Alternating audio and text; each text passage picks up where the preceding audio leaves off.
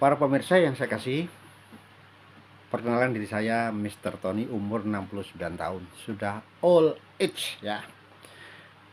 Sebagai orang yang sudah mencapai usia 70 tahun ya, mungkin ada baiknya saya berpikir apa yang bisa saya sampaikan kepada mulai anak-anak ya, mulai remaja, mulai orang tua dan sebagainya ya.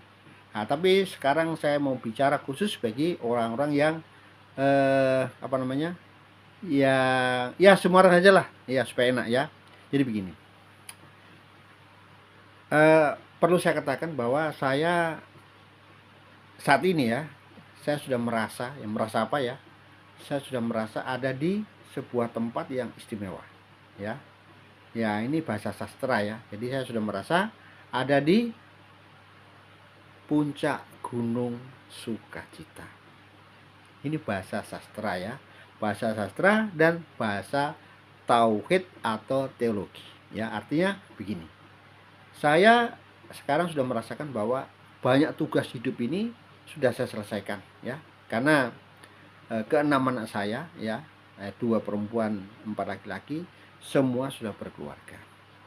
Mereka sudah memiliki rumah tangga ya, walaupun belum sukses secara duniawi, tapi mereka sudah mandiri. Ya itulah, apapun juga yang saya kerjakan dengan setengah hidup ya. Kalau saya ada istilah setengah mati, saya menggunakan kata setengah hidup. Saya mengurus anak-anak dari mulai dalam kandungan sampai mereka berkeluarga. Itu memang memerlukan apa namanya ketabahan yang luar biasa ya. Kalau cerita tentang kesusahan ya, saya paling banyak menderita kesusahan ya.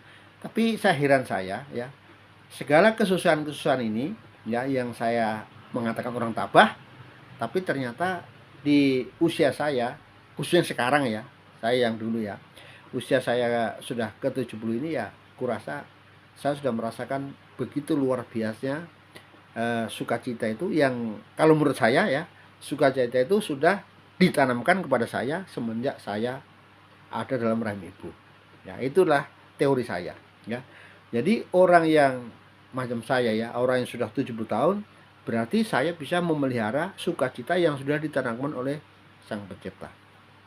Jadi saya bisa merawat sukacita. Makanya saya mengatakan tugas hidup manusia itu adalah merawat segala sesuatu karunia yang diberikan kepada kita, agar supaya kita bahagia di dunia maupun di alam sesudah dunia. Ya, mengatakan life after life ya, kehidupan sesudah kehidupan ya, ada yang mengatakan demikian. Ada yang mengatakan hidup sesudah mati, karena sudah mati itu pun ada kehidupan. Ya, begitulah. Jadi tugas saya sebagai manusia, sebagai kepala rumah tangga, walaupun tidak sempurna, saya sudah merasakan melaksanakan tugas dengan lumayan baik ya. Ya. Nah, yang kedua juga bahwa saya masih dikaruniai kesehatan ya. Di umur 70 ya, saya masih bisa jalan kaki 1 jam 2 jam ya, masih ya bikin konten-konten ya, karena saya adalah TikToker, Facebooker juga. Maka saya tiap hari, walaupun saya tidak ada pekerjaan, saya sudah 7 tahun ini saya tidak cari uang ya, tidak cari uang ya, tapi tetap hidup. Aneh ya, dulu kalau tidak cari uang maka tidak, istilahnya tidak hidup, tapi sekarang biar saya tidak cari uang sudah bisa hidup ya. Yang penting itu hidup, itu nomor satu ya, dan hidup dalam sukacita. Itulah yang saya rasakan ya. Saya rasakan sendiri ya. Dulu orang saya kan orangnya inferior ya, orang yang istilahnya kurang pergaulan ya. Tapi dalam perjalanan waktu, nggak tahu ini hadiah dari apa dari Tuhan, dari Sang Pencipta, bahwa ternyata saya mampu untuk memelihara itu sukacita itu ya. Karena sukacita itu, kalau saya ini pengalaman saya, itu sudah ada dalam setiap orang ya. Cuma apakah setiap orang bisa memelihara itu sampai tua, sampai akhir hayat ya. Nah, sehingga kalau sudah sukacita itu ada dalam diri kita ya, maka sukacita itu ya, kalau kita nanti mati, besok mati ya sudah, tinggal istilahnya dikristalisasi, istilah filsafatnya dikristalisasi, artinya tinggal disempurnakan ya di alam keabadian ya. Itulah makanya sering saya, kalau istri saya cerita tentang kematian ya, istri saya suka, kenapa kau cerita begitu? Iya, karena dia mengatakan, saya setuju, ada seorang ustaz juga mengatakan demikian, siapa namanya tidak tahu Itu kematian sebenarnya bukan kemalangan. Itu kematian adalah pembebasan. Kematian itu adalah pembebasan, ya. Nah, dari kegiatan dunia yang penuh tetek bengek ini. Inilah dunia, sifatnya banyak tetek bengek, ya. Sedangkan kalau sudah mati itu tidak tetek bengek. Itu sudah urusannya kita tidak tahu, ya. Tidak tahu nanti apakah sana masih ada tugas, saya tidak tahu. Ya, yang penting saya menjalani hidup ini dengan sukacita. Itu saya nomor saya, ya. Jadi saya kalau ketemu orang, saya suka bercanda sama orang, ya. Nah, dan pokoknya tidak tahu bagaimana perasaan saya ketemu orang itu, saya perasaan saya senang. Nah, itu makanya saya mengatakan kalau kita ketemu orang itu merasa senang, itu benar. Tapi kalau ketemu orang merasa tidak suka, berarti masih belum benar 100%. Karena kebenaran itu tidak bisa 100%. Manusia itu di dunia itu baik juga paling 80, 85, 90, tidak ada yang 100. Ya. Karena kita juga harus memakai bahasa matematika, ya, mengatakan orang paham, ya, pahamnya bagus 100%, tidak ada paham 100%. Paham paling 80%. Ya, itu sudah baik karena 8 itu sudah baik, ya. Kalau 7 baru cukup, 6 masih sedang, 5 masih kurang, ya. Maka kita manusia sebaiknya memiliki pemahaman yang baik, ya. Nah, saya sudah old age, sudah 70 tahun. Saya selalu bersyukur kepada Yang Kuasa. Terima kasih kepada sesama manusia karena saya merantau di Sulawesi itu sudah 41 tahun. Ya. Nah, saya tanpa keluarga, tanpa saudara, tanpa bawa banyak uang. Saya hanya membawa 4 ijazah saya, SD, SMP, SMA, dan perguruan tinggi.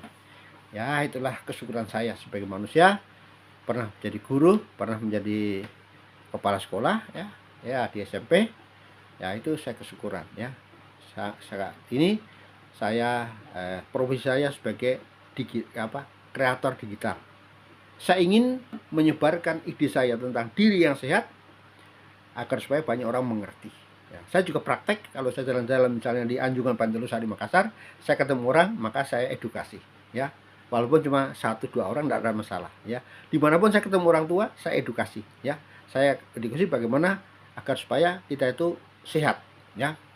Nah, makanya tadi saya katakan, apa yang saya katakan adalah segala sesuatu itu dipersiapkan. Nah, ini teorinya, ya. Jadi preparation, ya, persiapan itu penting, ya. Semua itu perlu dipersiapkan. Orang calon hakim ya sekolah dulu di Fakultas Hukum, ya. Orang jadi advokat juga harus sekolah di Master Hukum, ya. Nah, itu semua dipersiapkan. Maka saya mohon kepada semua orang saja, ya, bagaimana kita mempersiapkan, ya, masa depan kita, ya. Mempersiapkan apa ya mempersiapkan agar supaya kita bisa hidup menjadi lebih baik, ya, hidup menjadi lebih bergembira, ya, hidup menjadi lebih lebih bersemangat, ya, hidup menjadi lebih bergairah, ya, hidup menjadi lebih sehat, ya. Itulah, ini semuanya persiapan, ya.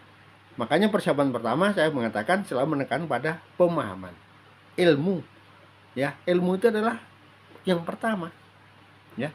Kecerdasan itu yang pertama. Kalau kita sudah cerdas, yang lain bisa ikut saja, ya. Orang cerdas bisa berani, orang cerdas bisa menjadi kaya, ya. Cuma cerdas juga kita harus jujur, ya. Kalau kita cerdas tapi jujur, kita akhirnya bisa sombong. Orang jujur itu kan ada, karena banyak kita hal yang tidak kita ketahui. Masih banyak hal yang tidak ketahui. Saya sebagai manusia, walaupun saya tahu banyak, tapi masih tetap banyak yang belum saya ketahui. Itu makanya saya menjadi rendah hati. Nah, oleh karena itu, saya pesan kepada semua orang saja, ya, suka-sukalah membaca buku, ya. Nah, saya sebagai orang yang suka membaca, ya, sebagai kutu buku, saya banyak membaca buku, ya. Buku-buku dalam bahasa Inggris, dalam bahasa Indonesia, ya, sastra saya baca semua. Dengan harapan saya bisa menemukan, ya, jati diri saya sendiri sebagai manusia, ya. Nah, akhirnya setelah saya membaca banyak buku-buku itu, akhirnya kita memiliki pandangan sendiri, ya. Artinya pandangan sendiri karena kita manusia memiliki kebebasan untuk berpendapat, kebebasan untuk memiliki keyakinan, ya. Keyakinan saya sudah holistik, ya. Kenapa holistik? Ya, karena saya sudah memahami, ya, dunia itu dengan kurang lebih lengkap, ya. Sudah holistik itu dari kata whole itu artinya keseluruhan, ya. Makanya ada buku yang ditulis oleh pengarang Amerika, ini tidak salah, Wholeness is Holiness. Kalau kita mengenal keseluruhan, maka kita akan menjadi keseluruhan adalah kesucian. Nah, tapi saya belum pernah baca ya. Dulu saya kasih tahu sama dosen saya, ada buku Wholeness is Holiness, tapi saya belum cari ya. Ada, nanti saya mencoba mau cari. Ya, jadi inti saya pesan ya, ini pesan pada orang-orang yang ya masih muda yang ingin memiliki mimpi indah tentang masa depan, ya mimpi memiliki kerajaan bisnis yang besar, mimpi memiliki keluarga yang sakinah mawaddah warahmah misalnya. Nah, itu semua perlu dipersiapkan yaitu dengan cara membaca. Setelah membaca, ya apa yang perlu dipraktekkan, ya, kemudian ya kita mengadakan apa namanya introspeksi lagi ya, nilai ya, artinya introspeksi ya, mawas diri, kalau bahasa Indonesianya mawas diri lagi, apakah saya sudah benar-benar on the right track atau belum ya. Kalau belum on the track bagaimana caranya, kalau sudah on the right track bagaimana caranya. Nah, itu perlu semua persiapan ya. Oleh karena itu pesan saya cuma begitu, banyaklah membaca, membaca dan membaca ya, pasti ada perubahan. Tapi kalau kita tidak membaca, ya sudah ya, saya sudah angkat tangan ya, karena banyak orang yang pintar, saya bisa mengerti banyak hal karena saya membaca. Sekarang saya masih bisa membaca ya. Membaca sekarang kan enak ya, karena tidak usah buku, karena buku saya sudah terbatas, tidak bisa beli buku lagi. Saya membaca di HP saja ya, tanya sama Google, kemudian apa yang perlu saya cari di Google ya. Sekarang zaman lebih enak ya. Oleh karena itu saya pelihara mata saya ya. Mata saya ini masih bisa membaca tulisan kecil-kecil ya. Macam tadi itu waktu saya live ya, itu saya pasti bisa membaca tulisan-tulisan yang kecil dalam jarak 30 cm. Ini kan 20 tambah 10 ya, beginilah. Ini jarak antara saya dengan kamera itu 30 cm ya. Lebih makan 30 cm. Ya, itu segala perlu disiapkan. Ya, moga-moga orang yang nonton video saya ini ya mempersiapkan dengan baik ya. Kalau mau tanya saya boleh ya, tanya tentang segala hal tentang kesehatan ini boleh saja ya. Saya siap apa namanya berkonsultasi mengenai tadi. Saya seorang praktisi kesehatan 3 dimensi ya, bisa bertanya pada saya mengenai apa saja yang baik dilakukan agar supaya kita betul-betul memiliki kesehatan yang baik ya. Nah, begitulah ceritanya. Jadi tidak usah panjang-panjang, saya coba saja. Marilah kita kalau ingin sesuatu persiapkan dengan baik. Kalau tidak tahu, tanya yang tahu ya, agar supaya kita masing-masing, kalau bahasanya Maslow ya, seorang ahli psikologi mengatakan kita menjadi fully functioning self ya, diri yang berfungsi secara penuh ya. Nah, jadi segala bakat ya kita bakat kita kembangkan, kita punya potensi kita kembangkan, jangan kita diam saja ya. Kalau ahli olahraga ya berolahraga, ahli seni berseni, kalau ahli apa kita supaya berkembang betul-betul. Itulah bahasanya Maslow ya, mas ketiga, fully functioning self, diri yang berfungsi secara penuh. Akhirnya kita mendapatkan mencapai istilahnya peak experience, pengalaman puncak sebagai manusia ya. Pengalaman puncak sebagai manusia itu apa? Yaitu merasa bahwa hidup itu begitu menyenangkan, hidup itu terasa indah, hidup itu seakan-akan tidak usah usaha, hidup itu seakan-akan suatu hal yang pokoknya yang ingin dihidupi terus ya. Jadi itulah pengalaman mistis, seolah hidup itu mengawang-awang enak seperti kupu-kupu. Nah, ini orang-orang sudah mencapai puncak pengalaman. Contoh saja, lihat orang-orang kaya ya, orang-orang kaya ya. Nah, orang-orang kaya saja yang punya mobilnya sudah Pajero, mobilnya sudah Fortuner ya, sudah kaya-kaya itu, rumahnya sudah bagus, kebunnya 2, 3 itu, mereka sudah seperti kupu-kupu. Mereka sudah enak hidupnya ya, karena uang sudah gampang dicari ya. Dia sudah bukan dia mencari uang, tapi uang mencari dia. Ini istilahnya para pakar ya. Saya sendiri orang yang tidak kaya ya. Saya orang tidak kaya. Itu saja. Jadi semoga apa yang disampaikan ini kita bisa berani diri dengan membaca dan membaca ya. Tidak ada kata terlambat, kita belajar dan belajar ya.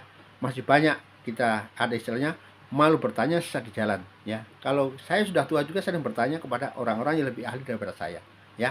Oke, saya itu saja Mr. Tony. Semoga hidup saya orang yang sudah bersuka cita, orang yang sudah merasa di negeri di atas awan. Semoga banyak orang yang bisa seperti saya ya, seperti saya ya. boleh ketemu saya. Nah, kalau di lingkungan saya bisa ketemu saya, Mister Tony ya. Sekian, semoga apa yang saya sampaikan itu berguna bagi siapapun juga. Sekian, kalau ada kurangnya minta maaf, kalau ada lebihnya syukur. Puji Tuhan. Amin.